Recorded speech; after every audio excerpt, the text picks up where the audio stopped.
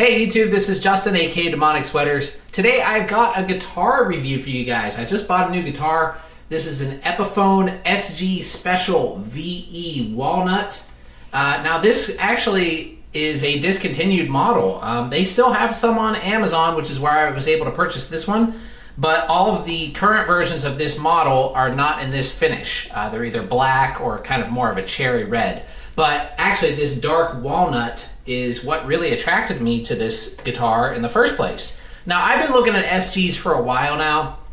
I've wanted one for probably over a year, but I finally, was like, I didn't want to spend a bunch of money, so I was looking at Epiphones. I already have an Epiphone Les Paul, and I actually really think it's really nice. And then I saw this one, and I just really loved the look of this guitar.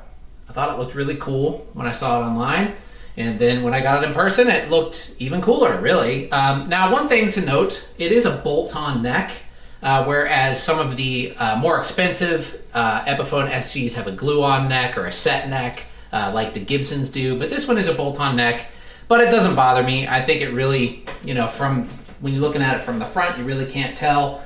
And it's not going to be any weaker or any stronger if it's a set neck. Some people might disagree with that, but really I've had bolt-ons and set necks, and there's really very little difference aside from the feeling when you're playing high up on the neck. Is the main difference, is you can feel that bolt-on square block there on your hand, whereas if it's a set neck you really don't feel that as much. But it's not a deal breaker to me. Now these go for $199. I'll post a link down below for Amazon. You can also buy them on Musician's Friend and other sites like that, but like I said, they don't have this finish anywhere right now except for on Amazon because it has been discontinued.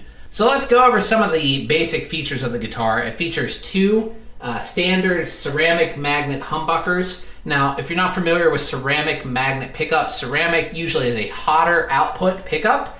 And some people don't like that, but personally, I like that quite a bit because I do a lot of distorted guitar tones, and this thing works absolutely fantastic for distorted tones and fuzz tones and things like that. To me, these pickups sound phenomenal, and they also sound really good clean.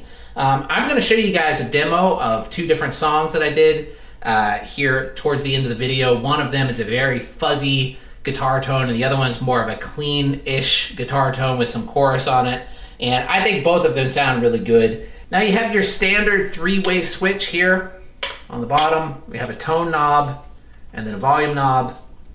The tone knob and volume knob affect whichever pickup is selected via the switch. And in the middle is both pickups. Up is the neck pickup, down is the bridge. I'm sure you know that already. But just in case you don't, one thing that I thought was really cool is the fretboard is very, very close to the same color as the body. And I like how it has this black binding along the fretboard as well. That gives it a very 70s, like 1970s look to it, because there were some, Gibson SGs that came out in the 1970s that had this kind of finish on it. And I always really liked that look. When you see the whole guitar, it really does have a vintage vibe to it. And I think VE edition must mean vintage edition. It doesn't say on Amazon what that stands for, but I'm guessing it does mean vintage edition. Also, the finish really isn't glossy. It's more of a matte finish. And to me, that also looks very 1970s. And again, I just dig that a lot. I think it just looks really cool. And the guitar felt really nice out of the box, actually. It had 10 gauge strings on it, which I don't really like. But I did play it, and I recorded the songs you hear in this video with the original strings that came on it.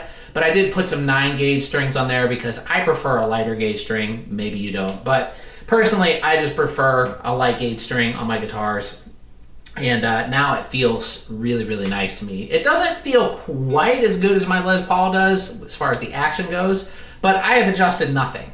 I basically just left it exactly how it was out of the box, and it felt good. It doesn't feel like I need to adjust anything to me.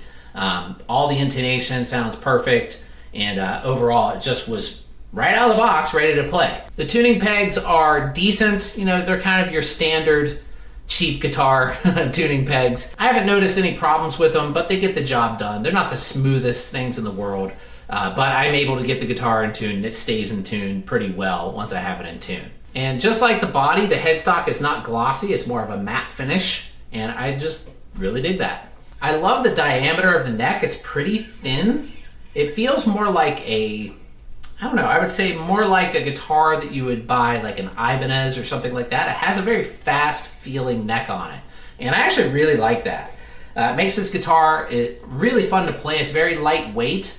And that was one of the main reasons why I wanted one, because my Les Paul is so darn heavy. Every time I want to record, I always keep it in the case, and I have to take it out of the case, and it's really heavy.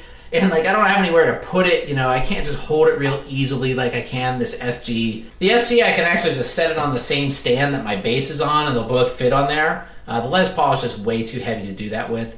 So kind of switching over to playing this as my main guitar now.